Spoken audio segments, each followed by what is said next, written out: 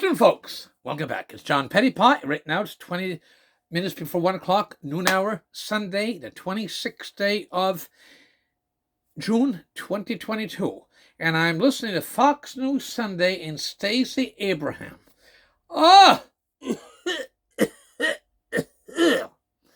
Anyway, let me tell you that money has nothing to do with happiness. Zero, zilch. Money has nothing to do with happiness. Let me tell you something else. That what salaries are paid to people has virtually nothing to do with the quality of people. I'm going to discuss, I met a teacher that's in a classroom that shouldn't be there.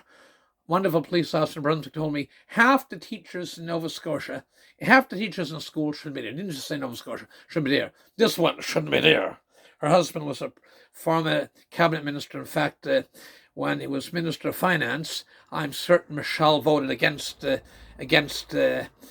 contract settlement. You look at I look at the teachers I went to school with: Miss Cunningham, Miss Wallace, Miss Connors, Catherine Jean, Mr. Veach, Mr. Boyle, Sister Meages, Sister Dorothy Moore, Mr. Whitty. I can go on. I really can't think of any teacher. I went to elementary or school or high school. I went to grade 3 months of grade 10, and that ever was not a good teacher.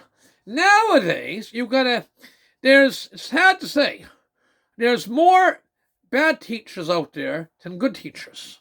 It's not all bad. There's probably about a quarter or third of them shouldn't be anywhere in a classroom. Probably another 20-25% iffy, and there's still about 35-40% which do their best and want to do good. A teacher one time told me in the store one time, he said, most parents want to see their kids do well. It's true. Most parents want to see their kids do well. Most teachers want to see their kids do well, I would say, overall. If you take the mediocre ones, 20-25%, and the exceptional ones, 35-40%. Yeah, I'm up to 60-65%. That's not too bad. Okay, so 2 out of 3 teachers are half decent to exceptional. But putting more money in the school system, whoo! All these teachers. When I went to grade primary in 1, we had an outhouse back at Afton School. I can remember in grade primary that Donnie Campbell, who was the principal of the school in Tracadie Consolidated, came up with a record player. That was a big thing. One was red and one was green, and the red one went in the grade 1 class, and the primary class with Miss Hella Hutchins went to grade primary. I look at priest. We had a priest here, never made more than $7,000 or $8,000 in his life. Father Donnelly. He cut the bushes along the road between would have been then Peggy and Anthony the Coast up to the church.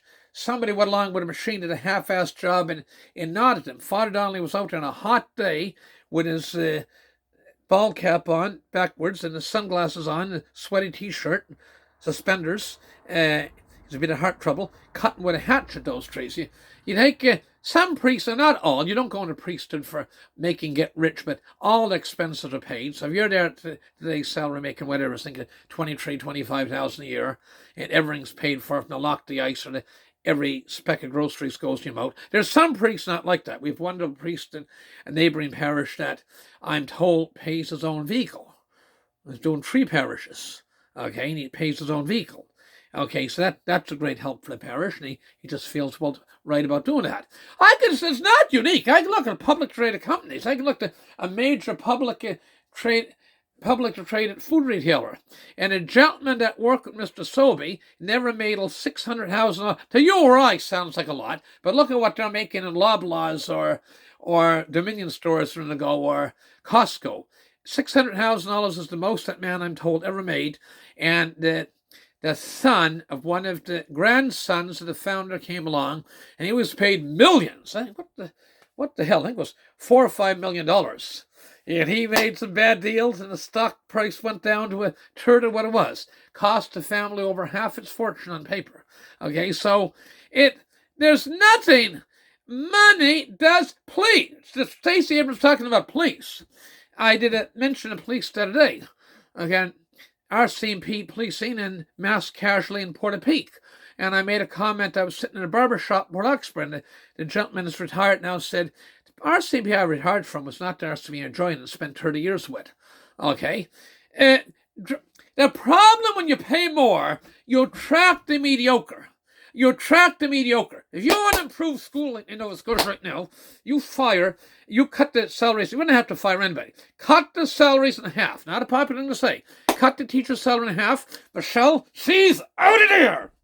And I hear parents don't find her the easiest to deal with. And there's other problems with that woman. Okay, but anyway, it's certainly reflected in parents try to deal with her. Okay, but just an example. The worst teachers would quit right away, and you would have the teachers that enjoy it. And the same goes for nurses.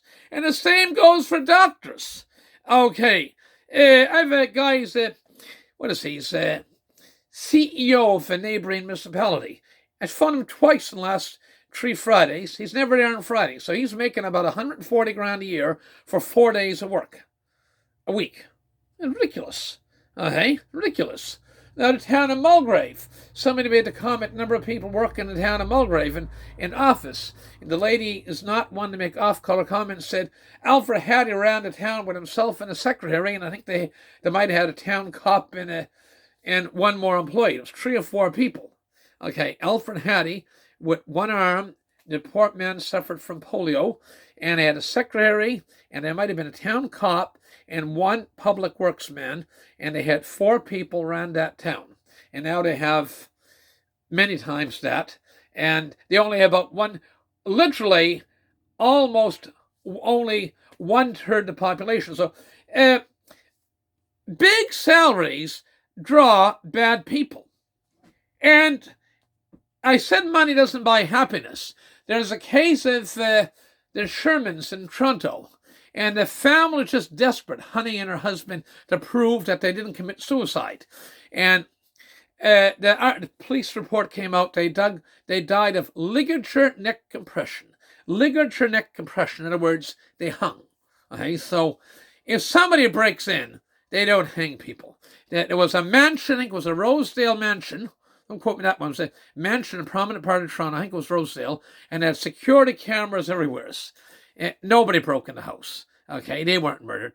They committed suicide. Someone said Warren Buffett, when he's not, I don't think he's jealous of the rich. Okay, considering that before he started giving his money away, he was the top, dozen or so richest human beings on the face of the earth.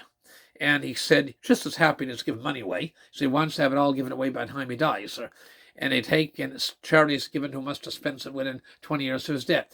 He said he knows people have buildings named after him, and they're miserable. So it doesn't matter if it's philanthropy, if it's policing, if it's nursing. It's nursing. I didn't cover nursing, my little spiel here.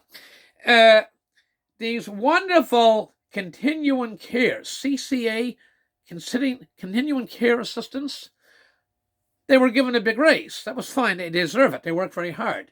Then you have the LPNs, which showed up on the scene about 10, 12 years ago. They're wonderful. They deserve a raise. I take 15, 20 grand off the nurse's salary. And they say that friggin' Pettipas, I'm not going to subscribe to him anymore. He's going to take and I can 15, 20,000 off my salary. Look, we're a relatively small province.